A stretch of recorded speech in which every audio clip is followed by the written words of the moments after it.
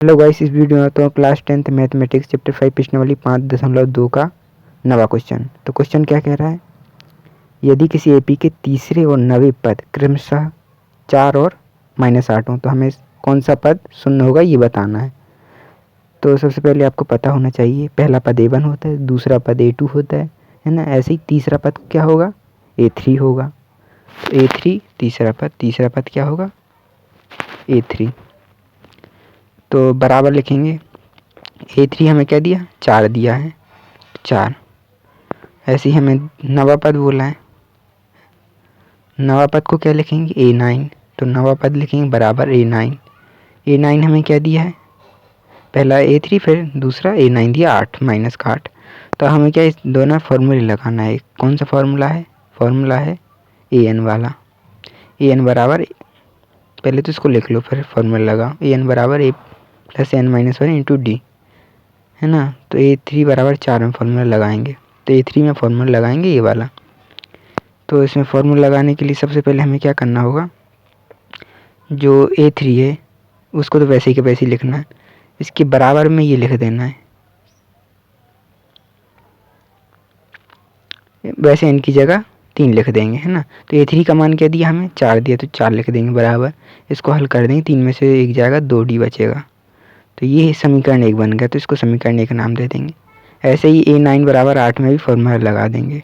तो A9 बराबर -8, इसमें A9 की जगह हम क्या A9 ही लिखेंगे, है ना। बराबर में A9 की जगह पहले A9 लिखो, बराबर में ये फॉर्मूला जो लिखा है इसको ऐसे ही लिख देंगे, बस N की जगह 9 लिखेंगे। तो 9 माइनस 1 और D, तो अब 9 में से 1 जाएगा तो कितना बचेगा, तो 8 बचेगा, 8D बचेगा। तो ये दूसरा समीकरण हो गया। तो अब दोनों समीकरण को हम विलोपन विधि से हल कर लेंगे। तो लिख लेंगे थोड़ा बहुत समीकरण 1 व 2 से।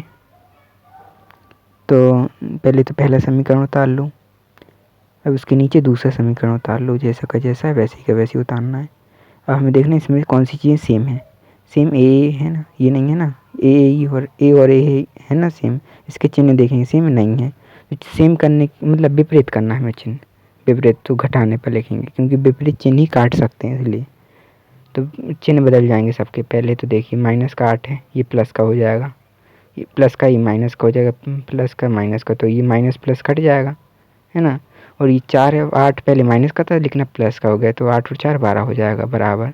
ये 2D और -8D है, तो -6D बचेगा।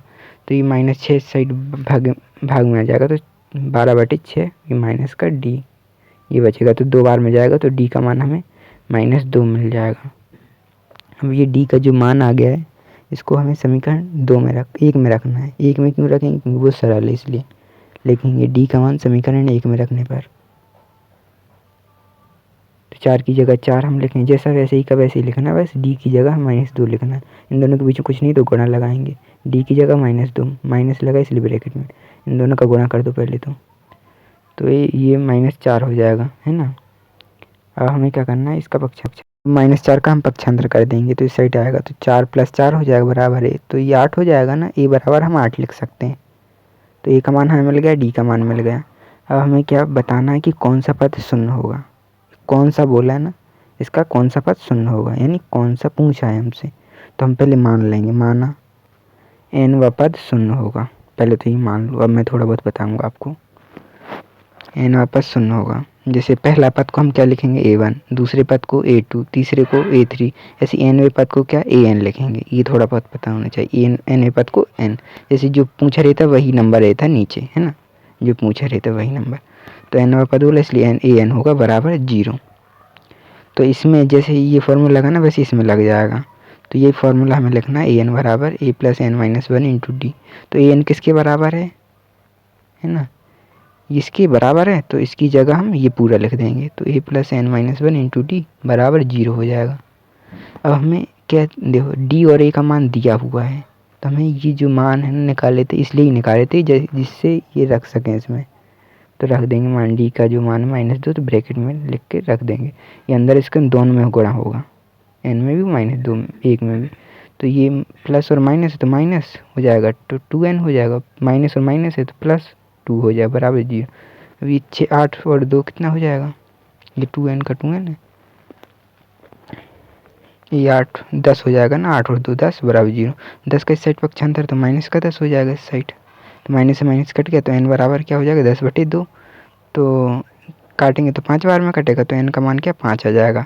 तो हमें यही आंसर है, तो इसका लिख देंगे, इसका कौन सी की जगह 5वां लिखेंगे, 5वां पद शून्य होगा। तो यही हमारा आंसर होगा, इसका 5वां पद शून्य होगा, शून्य होगा। यही हमारा आंसर। अगर आपको वीडियो पसंद आई तो चैनल को सब्सक्राइब, वीडियो को लाइक ज़रूर कीजिए।